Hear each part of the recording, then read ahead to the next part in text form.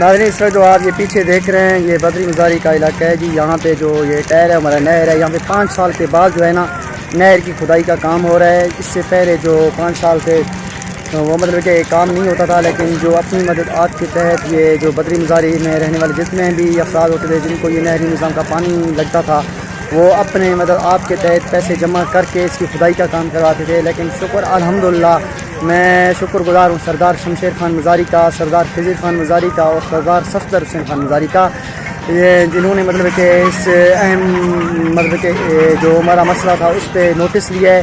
उन्होंने पीछे ये एक्सीटर आप देख रहे हैं ये काम कर रहा है, जो है ना एक्सीटर मतलब कि जो काम कर रहा है बिल्कुल फ्री में, तो उनका हम शुक्रिया अदा करते हैं। हमारा बिल्कुल ये काम ज़बरदस्त हो रहा है।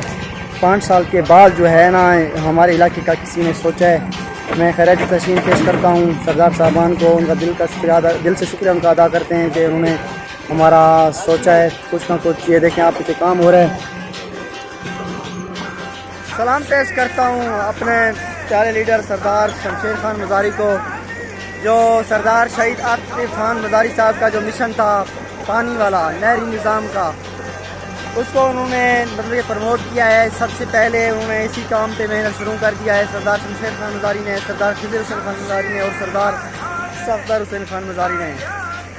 हम तहे दिल से उनका शुक्रगुजार हैं कि उन्होंने मतलब शहीद आतिफ खान मज़ारी ग्रुप के जो काम थे उनको उन्होंने शदीद फोकस किया है।